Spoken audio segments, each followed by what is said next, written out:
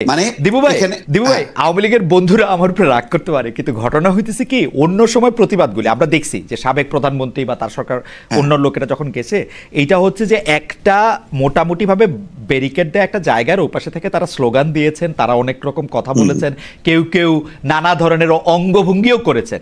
কিন্তু এইখানে হয়েছে কি, যখন মির্জা ফখরুল ইসলাম আলমগীর, জনাব আক্তার হোসেন, তাসনিম যারা, তারা যখন বাইরে ছিলেন, তারা কিন্তু একদম গায়ে গা লাগোয়া ছিলেন, তারা এতটুকু কাছাকাছি ছিলেন এবং তারা খুবই আক্রমণাত্মক, আমি বলবো কিছুটা অশালীন ভাষায়, কিছুটা না মানে অশালীন ভাষায় তারা গালাগালি করতেছিলেন।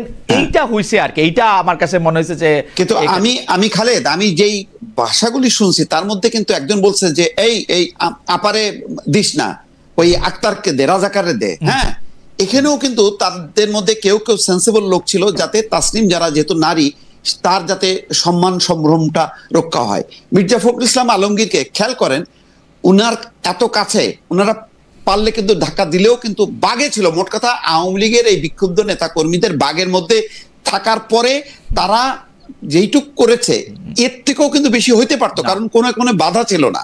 তাহলে এটাকেও আমাদের মাথায় রাখতে হবে যে রাজনৈতিক বিষয়টা তো, যারা গেছে তারা হয়তো রাষ্ট্রের অতিথি, কিন্তু তারা তো রাজনৈতিক ব্যক্তি, আর যারা বিক্ষোভ করছে তারাও কিন্তু রাজনৈতিক ব্যক্তি। আমি এটাকে সমর্থন করছি না, কিন্তু এটাকে কি একেবারে খুবই অস্বাভাবিক? মানে এরকম দৃশ্য কি পৃথিবীতে ঘটে না? মানে অন্যান্য আমরা মানে পশ্চিমা দেশগুলোতে আমরা তো এরকম অহরহ দেখি, ধস্তাধস্তি, মারামারি, পার্লামেন্টের ভেতরে হচ্ছে মানে দুই দলের মধ্যে। তো আমরা এটাকে এত মানে সিরিয়াস নিচ্ছি কেন?